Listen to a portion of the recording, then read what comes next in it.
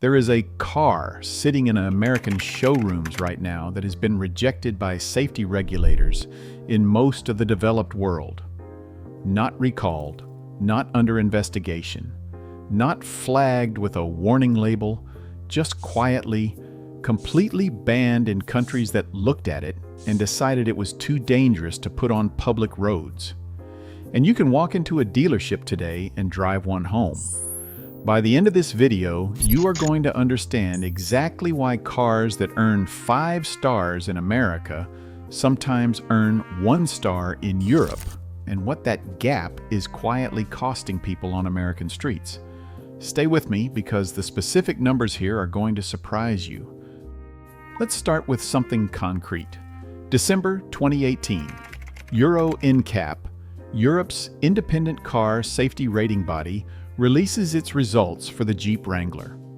One of the most iconic American vehicles ever made, decades on sale, a devoted following, military heritage, cultural cachet. NCAP gave it 1 star out of 5. When they ran the frontal offset crash test, the structural beam connecting the A-pillar to the front of the car failed in a way that should never happen in a modern vehicle. Rear passenger chest protection was rated poor. The Wrangler had no automatic emergency braking, no lane assist, no pedestrian detection of any kind.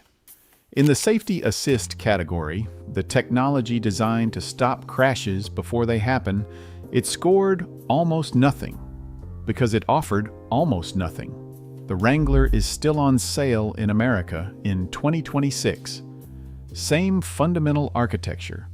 No updated NCAP rating has been published since. Now here's the question that should bother you. If this is a dangerous car, why does NHTSA, the American safety regulator, not say so? The answer to that takes us somewhere most people have never looked, and it starts with 2 completely different ideas about who is responsible for proving a car is safe. In Europe, before a vehicle reaches a single customer, it has to pass what is called type approval. An independent technical body tests the car against mandatory legal standards, crash tests, pedestrian impact tests, automated braking evaluations, compatibility assessments, measuring what the vehicle does to whatever it hits. The manufacturer cannot sell 1 unit until compliance is proven. In the United States, the system runs on an almost entirely opposite principle. It is called self-certification. The manufacturer designs the car, the manufacturer tests the car, the manufacturer signs a document saying it meets federal standards, and then the car goes on sale. The government comes in afterward, running spot checks and issuing recalls when problems emerge. These are not minor administrative differences. They represent 2 fundamentally different philosophies about who proves a car is safe before it reaches a public road. And the standards those 2 systems enforce are not the same. The United States has no federal requirement, none, for passenger vehicles to protect pedestrians in a collision. Europe has had one since 2008. It is called UN Regulation 127. It requires the front end of every vehicle to be specifically engineered to absorb impact energy when a person is struck. Softer hood panels, designed crumple zones, headlamp structures that give way rather than shatter. European manufacturers have been designing to this standard for nearly 20 years. America's closest equivalent is a proposed rule, proposed in September 2024, modeled on a regulation Europe adopted in 2008, that as of April 2026 has still not been finalized. But it gets more specific than that, and more uncomfortable. In August 2012, the Insurance Institute for Highway Safety introduced a new crash test called the Small Overlap Front Test. The idea was straightforward. In real crashes, vehicles often don't hit things dead center. They strike the corner, the front wheel, the edge of a barrier. And when that happens, protection designed for a straight-on impact sometimes fails completely. In the 3 years after that test was introduced, 71 vehicle models from 13 manufacturers were redesigned because of it. 71 redesigns, triggered by a test with zero legal authority. Which raises a question worth sitting with. If a voluntary private test can drive 71 redesigns in 3 years, what does that say about the mandatory federal standards that apparently didn't require those redesigns? And now for the number that makes all of this real. Because if you thought that was striking, this next part is where it gets impossible to look away from. In 2022, the United States recorded 12.76 traffic deaths per 100,000 people. Europe recorded 4.55. The United Kingdom recorded 2.4. Japan recorded 2.14. The United States is nearly 3 times more dangerous to drive in than Europe, nearly 6 times more dangerous than Japan. And before anyone reaches for the easy explanations, longer roads, more rural driving, researchers have controlled for those variables. Per mile traveled, the United States still significantly outperforms its peer countries in the wrong direction. Now look at pedestrians specifically. In 2022, 7,605 pedestrians were killed in the United States, the highest number since 1981. Between 2010 and 2021, pedestrian deaths in America rose 77%. All other traffic deaths rose 25%. Something specific was happening to pedestrians, and research published in 2023 and 2024 points directly at vehicle design. IIHS research published in November 2023 found that vehicles with hoods over 40 inches tall are 45% more likely to kill a pedestrian than those with hoods under 30 inches. University of Hawaii researcher Justin Tyndall published findings in 2024 showing that every 10 centimeters of additional front-end height increases pedestrian fatality risk by 22%. He calculated that capping front-end heights at 1.25 meters would save 509 American lives per year. IIHS President David Harkey explained why in November 2023. The vehicle strikes the pedestrian much higher in the torso. The force goes into the chest and head. The person is pushed forward and down rather than up onto the hood. The injury outcomes are dramatically worse. There is currently no federal rule in the United States limiting how high or how blunt a vehicle's front end can be. Europe has required engineered pedestrian protection since 2008. So how did this happen? It goes back to a decision made in the 1970s, and it is one of those stories where no single person intended the outcome, but the outcome was entirely predictable. When Congress created fuel economy standards in 1975, it divided vehicles into passenger cars and light trucks. Farmers needed trucks. Construction workers needed trucks. The lower standards for light trucks made practical sense at the time. The problem is how the auto industry used that distinction. SUVs were built on truck frames. They were classified as light trucks. And with that classification came looser fuel economy targets, looser emission standards, and critically looser safety requirements.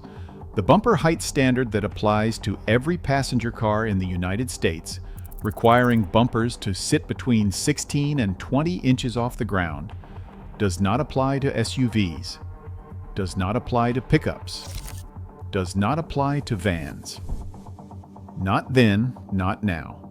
In 1977, SUVs and trucks represented 23% of the American new vehicle market. Today, they represent more than 80%. The safety rules designed for a world where most vehicles were passenger cars were never updated for the world. those rules helped create. And the vehicles that benefited from that regulatory gap became the most profitable segment in automotive history. Now we reach the vehicle that turned this entire debate from abstract to impossible to ignore. The Tesla Cybertruck cannot be sold in the European Union. Not because regulators examined it and rejected it, because it cannot meet a requirement that has existed since 2008.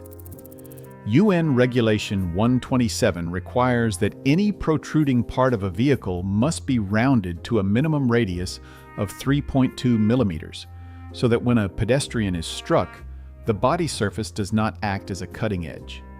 The Cybertruck's stainless steel body panels are 1.4 millimeters thick. You cannot physically create a 3.2 millimeter rounding on a 1.4 millimeter plate. Tesla VP Lars Maravi confirmed this directly. The design makes compliance geometrically impossible. In September 2025, the United States Army's Customs Agency confirmed that American service members stationed in Germany cannot import or register a Cybertruck. The German Federal Ministry of Transport denied a military exemption. One of the most celebrated American vehicles of the past decade is not permitted on German roads. In America, the Cybertruck received NHTSA's highest overall safety rating, 5 stars. Euro NCAP Secretary General Michiel van Radingen was asked in February 2026 why American standards lag so far behind. He said they are hamstrung by having every decision pass through Congress, with the ensuing political divisions along party lines. Euro NCAP's Director of Strategic Development, Matthew Avery, was more direct. He said passive safety for vehicles in the U.S. is well below European standards, especially for pedestrian protection, and that until America gets a regime that wants to improve this, casualties will continue to go up. He said that in February 2026, not a decade ago. And here is where the story takes one final turn, because the gap is not closing. In March 2026, Euro NCAP launched its most significant protocol overhaul since the program began.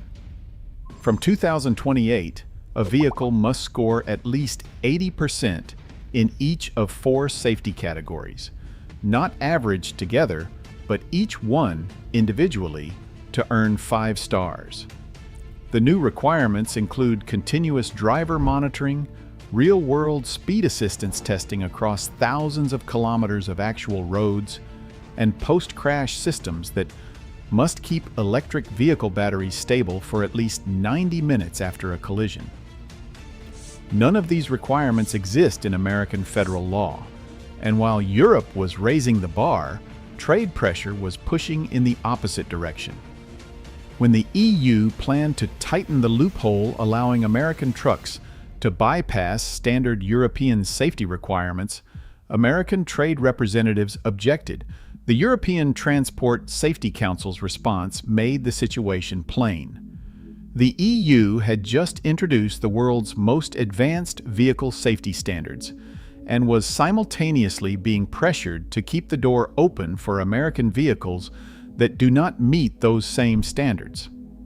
So here's where we land. The Jeep Wrangler earned 1 star in Europe in 2018 and remains on sale in America in 2026. The Tesla Cybertruck cannot meet European pedestrian protection standards by design and received 5 stars from NHTSA. The bumper height standard that applies to every American passenger car does not apply to the vehicle type that now represents more than 80% of what Americans drive. And the pedestrian death toll in 2022 was the highest it had been in 41 years. IIHS President David Harkey said in November 2023 that the increasing size of the American fleet is clearly costing pedestrians their lives. That is not a foreign regulator speaking from a distance. That is the head of an American institution looking at American data. The question this leaves is a simple one. When a vehicle is considered too dangerous for European or Australian roads, not because of paperwork, not because of trade disputes, but because of specific documented safety failures, what exactly is the person buying it in America being told? Right now, in most cases, the answer is 5 stars. If this kind of analysis is useful to you, hit subscribe. Every week, this channel breaks down what the data actually says about the vehicles you are buying, leasing, or considering, and what the ratings being used to sell them are not telling you.